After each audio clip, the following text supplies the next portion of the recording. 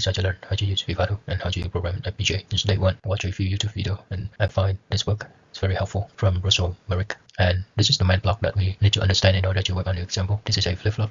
A flip-flop has 2 or 3 input, which is data, clock, and clock enable, and 1 output. If the clock enable is not available, then the output will update based on the rising edge and the input. As you see here, both rising edge and input is 1, so the output is 1. And if clock enable is available, we will base on flip them.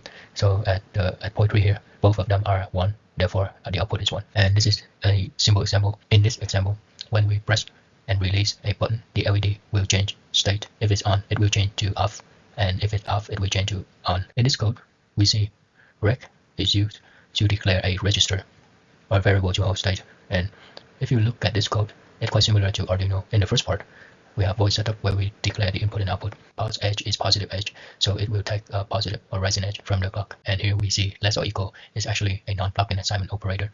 I switch 1 will be assigned to R switch 1 in the next rising edge. This is Vivado 2025. I decided to use Arty S7 25 for simulation. I don't have a physical board with me, but it works as well for simulation. So first, we need to create a constraint. A constraint is a file to map physical pin with programming port. You can find the constraint file from Digilent repo, and this is the constraint file. If you want to use any I/O here, then you may just uncomment the line. And this is the code. I want to run this code on the FPGA. So first, I need to map the clock, the switch or button, and the LED. So look at the board. I want to press button number 3, and when I press and release that button, the LED file will switch its state. So I look at the constraint file and uncomment the items that I want, and also change the port name to match with the code. Now I add the code. Next, create a simulation source, and this is the simulation file.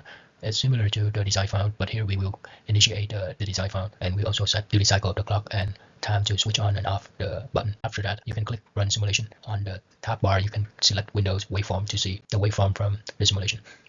And if you have a physical board, you can run synthesis and run implementation and get the binary and flash to the board.